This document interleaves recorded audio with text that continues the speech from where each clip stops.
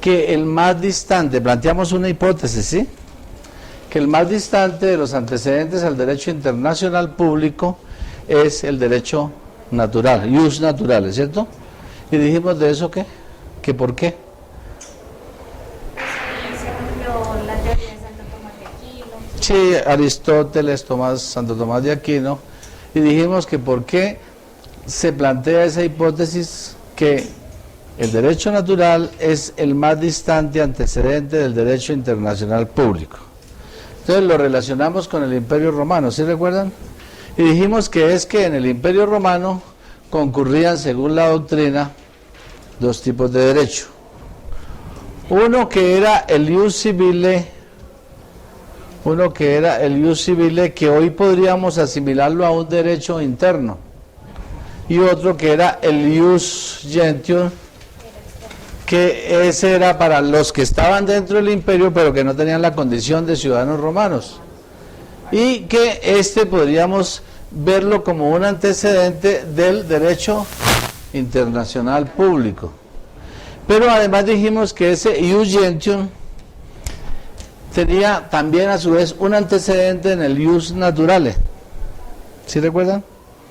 Y les decía que, por ejemplo, la ley mosaica era derecho natural, y que como el Imperio Romano, solo como ejemplo, como el Imperio Romano se extendió aún hasta el pueblo hebreo, hasta el territorio del pueblo hebreo, pasando el Jordán, ellos tenían su derecho natural, y por lo tanto ese derecho natural nutrió el ius gentium que le era aplicable. Y no sé si les coloqué el ejemplo de San Pablo, Saulo de Tarso, ¿no? Bueno, les voy a contar.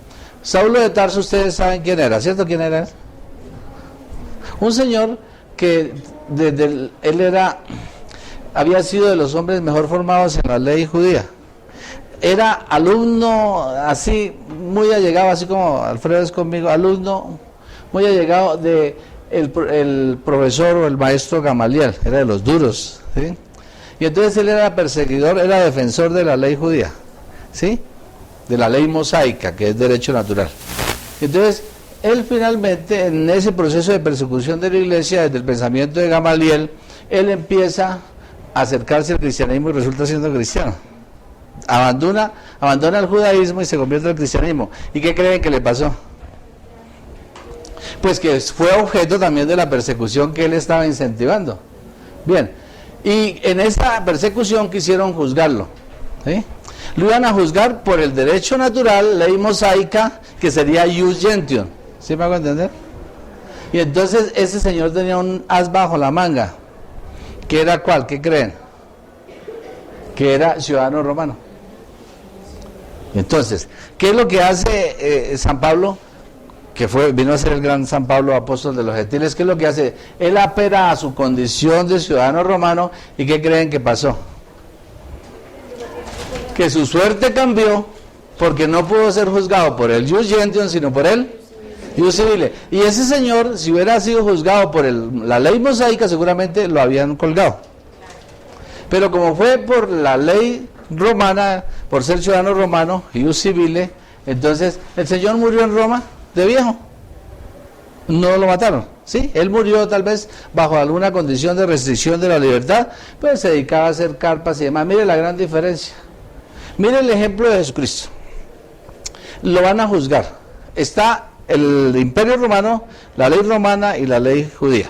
Entonces, ¿se lo llevan a quién? A Herodes. ¿Por qué Herodes estaba allí en Israel?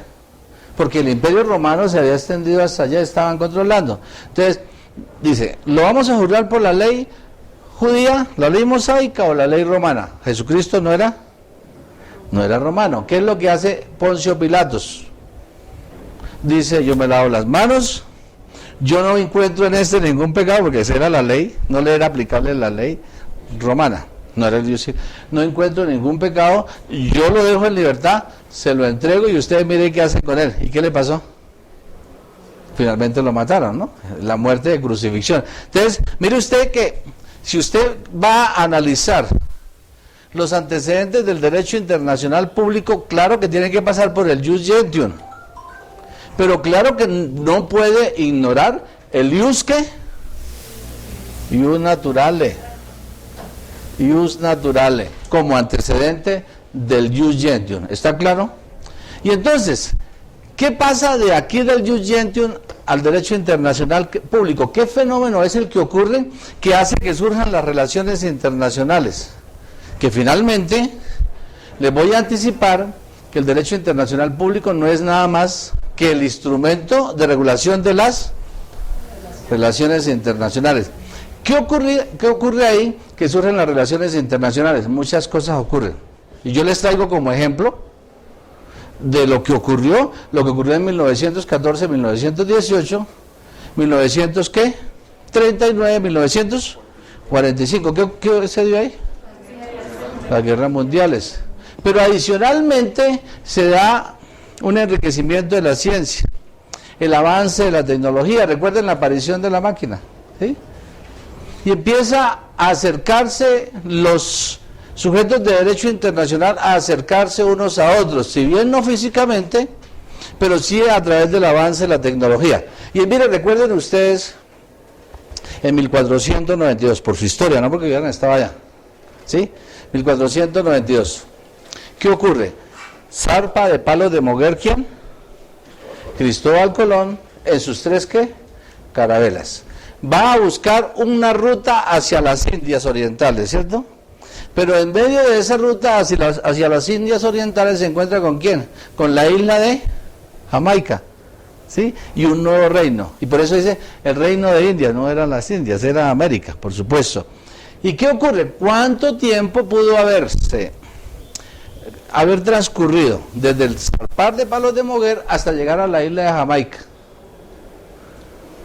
¿Qué piensan ustedes? Más de 6 meses. ¿Qué indica eso? Que había una distancia muy grande porque los medios de transporte eran muy limitados. ¿Cuánto te demorarías tú en irte hasta España saliendo de Bogotá? Bueno, si se da en barcos, se da en canoa, pues es diferente.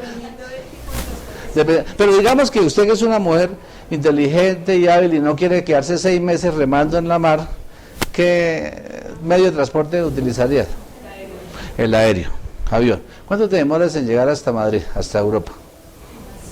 7 horas, ¿sí? De 6 meses a 7 horas, eso indica que el mundo se ha acercado. ¿Cuánto demoras en irte para Miami, en llegar a Miami? Sí, nada, sí, no se demora nada. Bueno, hay una persona aquí tocando el... Doctor, si puede contestar y dígale que estoy en clase. Entonces, ¿qué nos indica eso? Que el mundo se ha acercado y se ha dado un fenómeno que es la globalización, ¿sí?